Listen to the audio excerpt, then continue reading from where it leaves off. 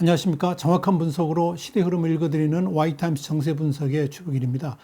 아주 오늘 중요한 말씀을 좀 드리려고 합니다. 미국이 중국의 해양 봉쇄에 성공을 했습니다. 이것 때문에 중국의 군사 전략이 다 바뀌어야 될 처지에 놓였습니다. 오늘 자세히 말씀드리겠습니다. 미국의 해외 군사 전략의 초점이 인도 태평양으로 옮겨지면서 특별히 대중국 해양 봉쇄에 전력을 기울이고 있죠. 특히 홍콩 보안법 통과 이후에 미국은 남중국해 부근에 군사력을 집중시키고 있습니다.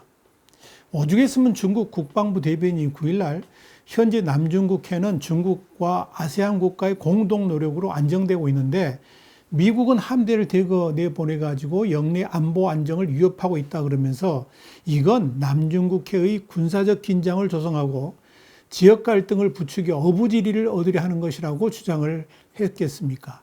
그만큼 지금 중국도 이 남중국해를 중심으로 한 인도태평양 지역에 미군을 집중시키는 것에 대해서 아주 민감하게 반응을 하고 있습니다. 그러나 군사적 대응을 하지 못하고 있습니다. 왜 그럴까요? 왜 이런 일이 발생하게 되었을까요? 먼저 이 미국이 중국에 대한 군사적 압박을 크게 강화하면서 사실상 전투 태세에 돌입했다 싶을 정도로 세게 나오는 데는 다 이유가 있습니다.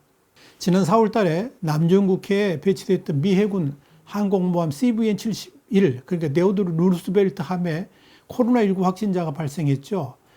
그래서 작전을 중단하고 괌으로 돌아갔습니다. 지금 사진에 보이는 게 괌에 정박해 있는 루스벨트 함의 사진입니다.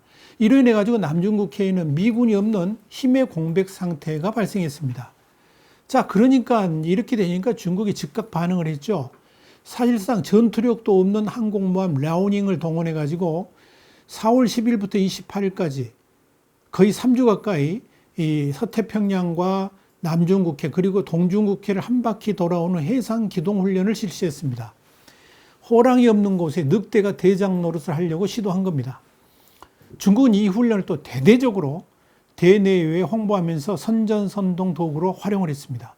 심지어 미국을 조롱하는 SNS를 전 세계에 전파했습니다.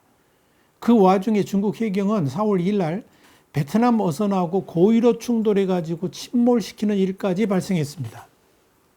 이렇게 중국이 미국이 없는 남중국해에서 주인 노릇을 하면서 인근 국가들에게 위협을 가하게 되니까 중국과 국경을 맞이하거나 이 가까이 있는 나라들은 중국에 대한 경계심을 강화하기 시작을 했습니다.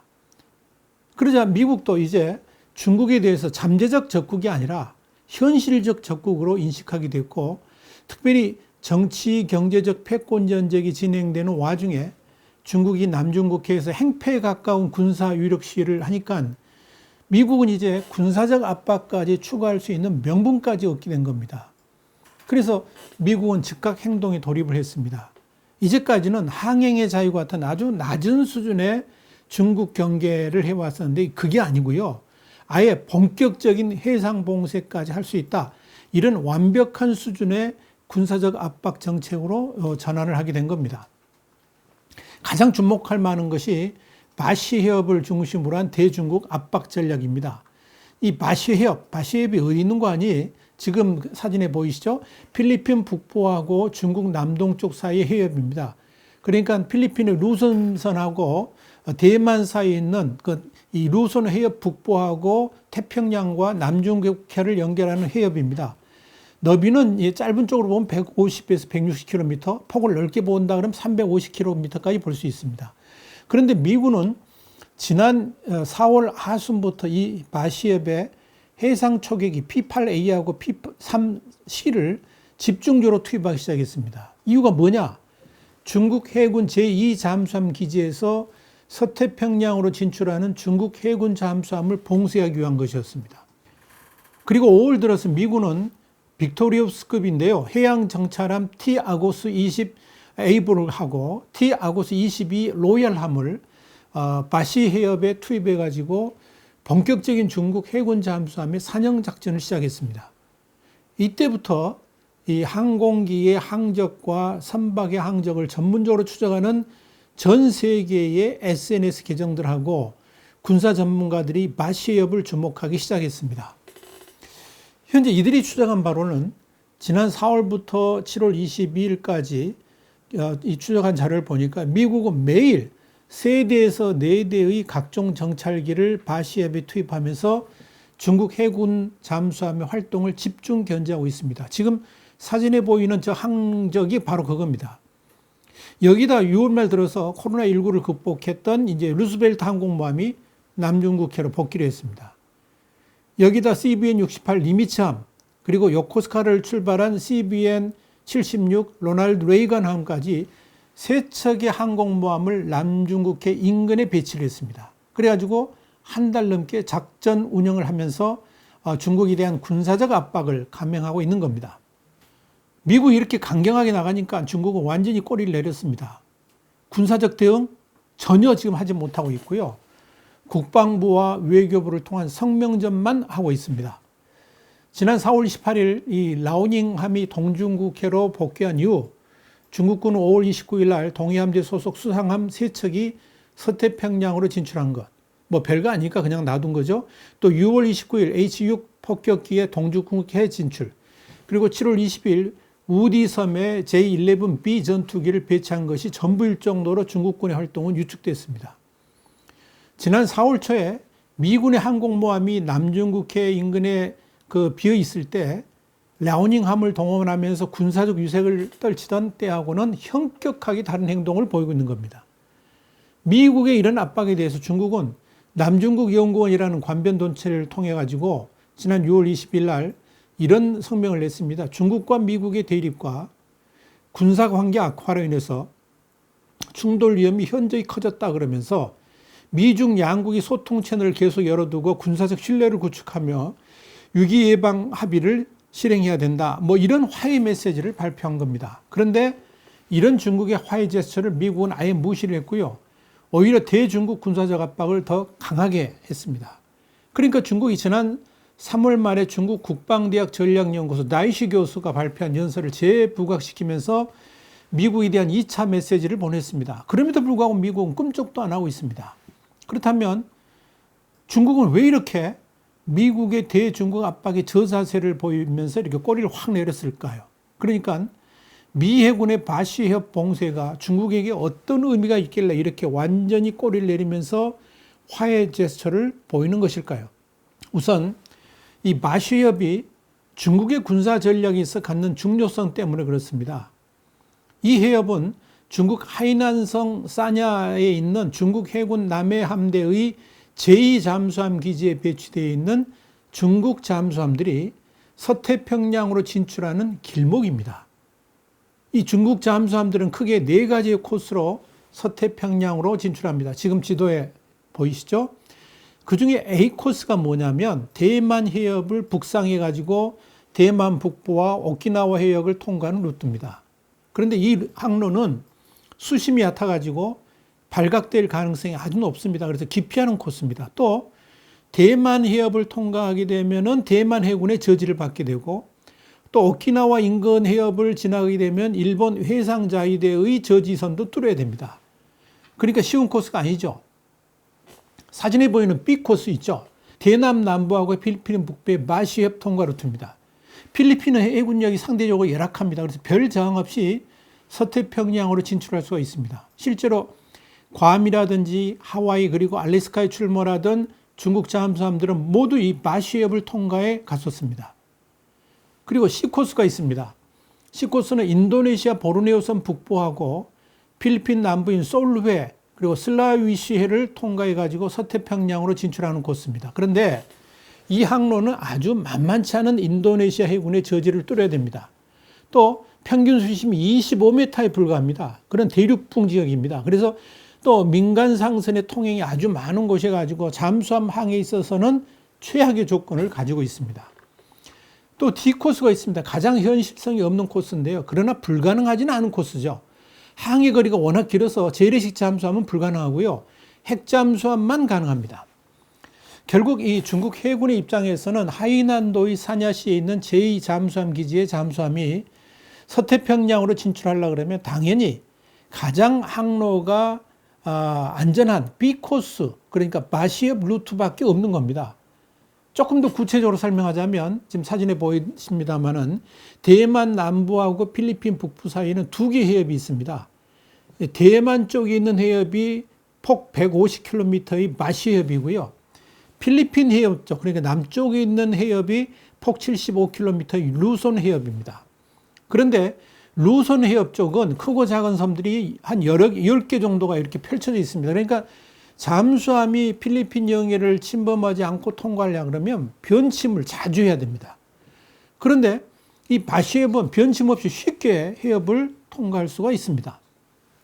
미군이 바로 이 점을 간파한 겁니다. 그래서 미군은 베트남의 다낭과 필리핀의 미건, 그리고 대만 핑동현 남부 지역에 청음소를 설치해 가지고 운영하면은 사냐의 중국 잠수함 항로 방향을 추적할 수 있게 된 겁니다. 지금 지도에 보이시죠? 이렇게 중국 해군 잠수함이 대만 해협과 마시 해협 그리고 루손 해협을 통과하지 못하도록 발을 묶어 놓는다 그러면 자연스럽게 중국 해군 잠수함의 기동을 중단시키면서 유사시에 남중국해에 있는 잠수함들을 하나하나 각계 격파할 수 있게 되는 겁니다. 여기에 수상 전투함을 비롯해 가지고 바시협을 봉쇄하게 되면 중국 해군의 남해함대는 도간에 든 쥐가 됩니다.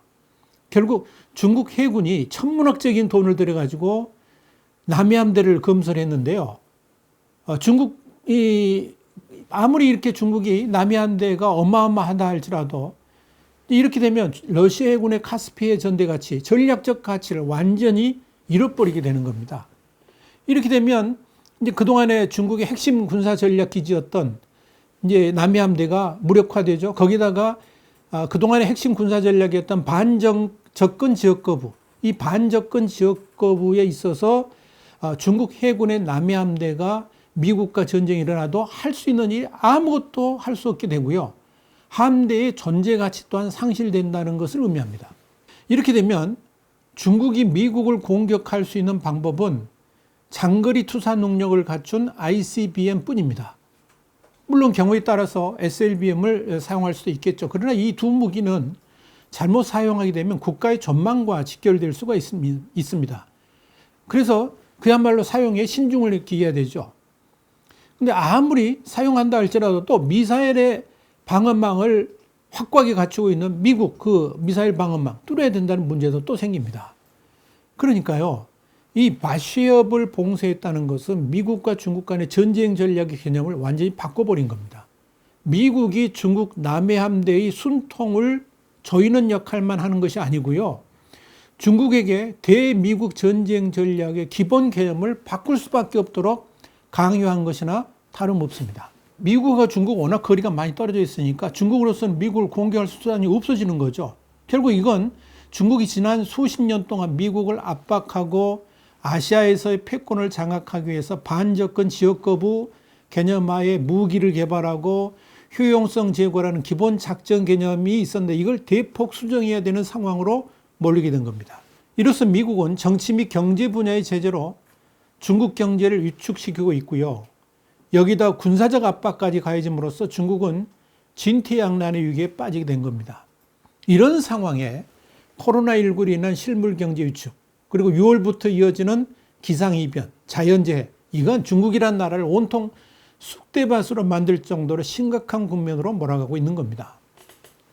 상황이 이러니까 마시협 봉쇄로 인한 중국군의 전쟁 전략 전면 수정은 현재로서는 경제가 어려우니까 또 엄청난 천문학적 숫자를 또 집어넣을 수가 없잖아요. 그러니까 실행하기가 매우 어렵다 이렇게 볼 수가 있을 겁니다.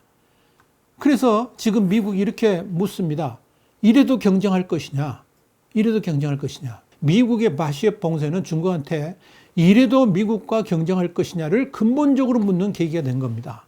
물론 미국 경제도 어렵습니다만 중국은 더 죽을 맛이죠. 이런 상황에서 미국이 마시협을 봉쇄했다는 것은 중국이 더 이상 미국과 경쟁하려고 그러지 말고 조용히 국제사회 질서에 편입하라 그런 다그침하고 같다 이렇게 볼 수가 있습니다. 이런 결과를 예상이라도 했을까요? 덩샤오핑은 옛날에 우리 한자 말로는 등소평이라고 읽었죠. 덩샤오핑은 20자 방침을 위원으로 남겼습니다. 20자 방침 아주 유명한 겁니다. 냉정 관찰, 냉정하게 관찰할 것. 그 다음에 은주각보, 서두르지 말 것, 그리고 침착응부, 침착하게 대응할 것, 그리고 넷째가 뭐냐면요, 도광양회, 이거 아주 유명한 이야기죠. 어둠 속에서 조용히 실력을 기를 것. 다섯 번째가 뭐냐면 유소작위입니다. 꼭 해야 할 일이 있는 경우에만 나서서 할 것. 또 이런 말도 있습니다. 내가 죽고 나면 100년간은 잠자코 힘을 길러라, 도광양회하라, 이거죠. 나는 우리나라가 조금 힘이 강해졌다고 경솔히 꾸는 것이 가장 두렵다. 다른 나라 애들에게 어떤 영향력도 끼치지 말라. 100년이다. 100년간 웅크리고 힘을 길러라. 그렇게 하면 중국은 다시 세계의 으뜸이 될 수 있을 것이다. 한마디로 도광양회하라는 거죠. 그런데 중국은 시진핑 시대에 접어들면서 덩샤오핑의 이런 지침을 무시하고 중국몽을 앞세워가지고 미국과 맞서는 전략을 세웠습니다. 그 결과가 지금 이렇게 나오고 있는 겁니다. 이런 세계 정세도 파악하지 못하는 문재인 정권은 아직도 원미 친중, 미국을 멀리하고 중국을 가까이 하는 것, 이런 원미 친중 전략을 펼치려고 합니다. 그게 바로 망하는 지름길이죠. 와이타임스 정세 분석이었습니다. 다음 시간에 다시 뵙겠습니다. 감사합니다.